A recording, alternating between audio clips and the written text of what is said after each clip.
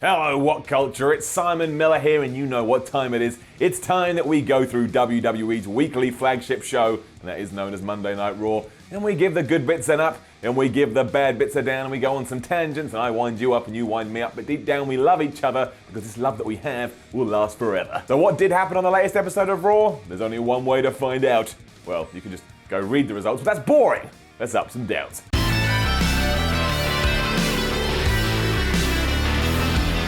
Now, I know Raw always starts the same each and every week, but sometimes, just sometimes, WWE actually gets that balance right, and I really enjoy myself, and that's what happened this week. That's getting enough. It was the usual hoopla as Kurt Angle came out to address what happened 7 days ago between Kane and Braun Strowman, and he also said, before the end of the night, we will know who is the #1 contender for Brock Lesnar's Universal Championship. This did indeed bring out Strowman and Kane. They had a big back and forth argument about who should get this spot, and Kane had a very good line for Brock where he said, listen, Brock, you may have beaten The Undertaker, but you've never beaten me. And he's right. He's right. Brock Lesnar has never beaten Kane. Think of that. Eventually, Paul Heyman and Brock Lesnar had heard enough and they stormed to the ring too. But the MVP of this segment was Kurt Angle because he got really scared that he was surrounded by these monsters. So he put them over like the monsters that they are. He just blurted out that, you know what, it's just going to be a triple threat match at the Royal Rumble for the title. And then he legged it. And it was really quite funny, and I liked it. Thanks, Kurt. You put a smile on my face. And he also got 3 big dudes over, which should be the point of the general manager. So that's 2 thumbs up. This led to Kane taking out Strowman, and then Lesnar took out Kane with an F5. And as Heyman and Lesnar were making their way up the ramp, Kane sat up, and Heyman looked absolutely terrified. Now, this may not be the match that you wanted to see at the Royal Rumble, but I actually think given everything that WWE had, they did this very nicely, and I kind of want to see it a bit more than I did, which means it must be a success. What came next was both good and bad. So you know what time it is. It's roller coaster time, where we just throw out ups and downs like they're going out of fashion. But yeah, Seth Rollins was meant to take on Samoa Joe until Jason Jordan interrupted, and he just went, well, no, Seth, I want to fight Samoa Joe instead, and his only reason was just, well, I wanna. That was it, like some spoiled teenager. I know this will work into his heel turn, where he does turn properly, but right now he just comes across like a massive nerd. So of course that's a down. But then Joe came out and offered a pretty fair deal, where he said, look, Rollins and Jordan, you have a fight, and I'll take on the winner. But Rollins turned that down because he was still mad at Joe and wanted that fight. And apparently then all of a sudden, Seth Rollins and Jason Jordan got the power to book the show as they want, because Jason Jordan did attack Seth Rollins, and they just had a match as Joe walked on. So apparently Kurt Angle doesn't make matches anymore. Seth Rollins and Jason Jordan do. Okay, cool, but it's a down. Rollins versus Jordan was very good though, and yes, Seth did win with his still unnamed knee. Probably want to come up with a name for his finisher at some point. And this was all an up because following this, I mean, Samoa Joe just whooped everybody's ass. When I say he whooped everybody's ass, I mean he whooped everybody's ass. He looked like a monster here, and you couldn't help but love him. I know he's meant to be a heel, but he's just so cool when he does beat people up.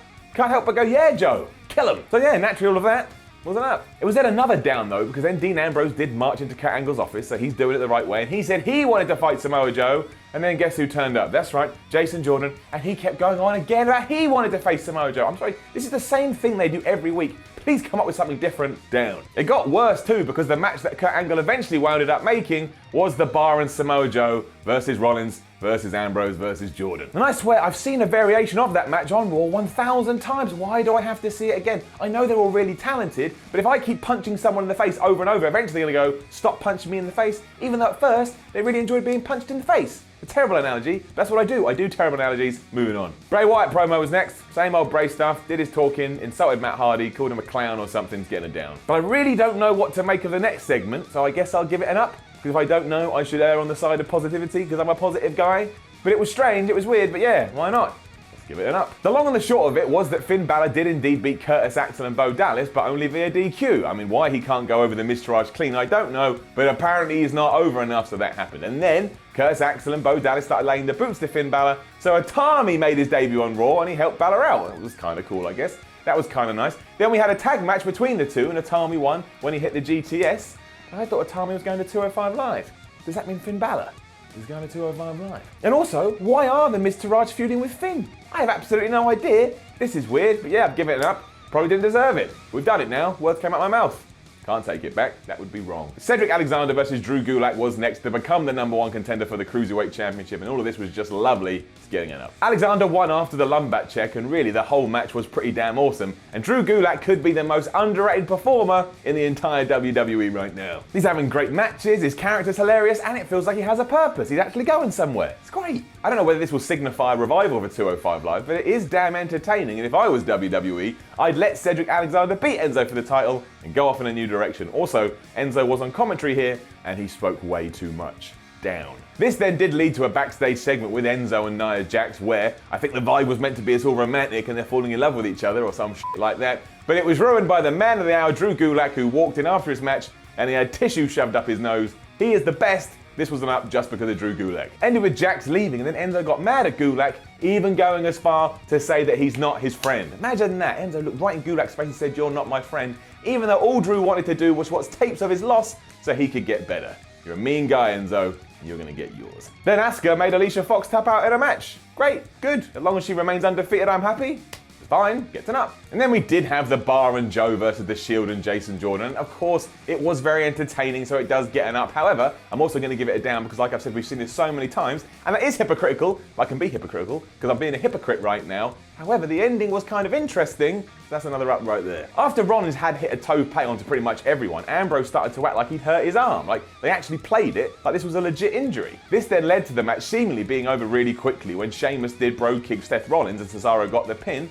And I was left thinking, wait a minute, Seth Rollins did the dive, maybe this is building to the Seth Dean feud that I'm convinced we're going to get at WrestleMania next year. At one point, I even thought it was legit until there was a backstage segment where the Bar did go in there and they just whooped Ambrose and Rollins' ass, so I'm guessing this is a work, or maybe Dean Ambrose is actually injured and he needs some time off and they're writing him off TV. I don't know, we'll see. And all you need to know about Woken Matt Hardy this week is that 1, it was the biggest up on the show, and 2, he spent the entire time playing chess with a goldfish while talking about the Great War. There is nothing I can say to do that justice. It's brilliant, and I implore you to go out and just watch it for yourselves because he's just fun. Matt Hardy's fun, and he fills me with glee and warmth, which is especially good at this time of year. It's the holiday season, and that's how I like to feel. Matt Hardy, I love you. Then the Revival returned to Raw, and that's an up. They beat Heath Slater and Rhino, and it was just nice to see them back. Hopefully, we can just build them up and see where they get to. Plus, apparently, we are going to have some kind of story between Heath Slater and Rhino, because after they'd lost, Rhino was all like, "Heath, I know what we've got to do to toughen up." And Heath Slater was like, "Is this going to hurt?" So I guess they're back on TV. It's all right.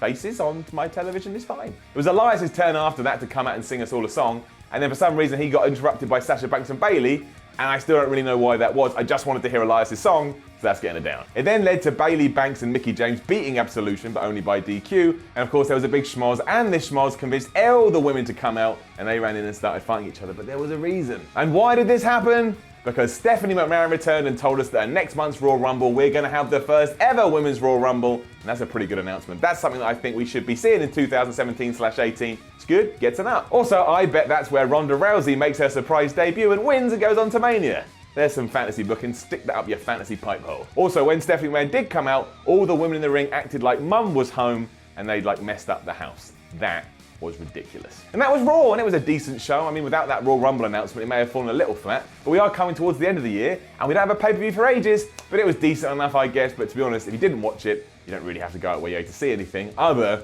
than Woken Matt Hardy. Now, don't forget to leave a comment below and let us know what you thought about last night's Raw. Like, share, and subscribe. Head over to WhatCulture.com and read yourself some articles, and follow What Culture on Twitter at WhatCulture WWE. My name is Simon from What Culture. See you tomorrow for SmackDown Ups and Downs.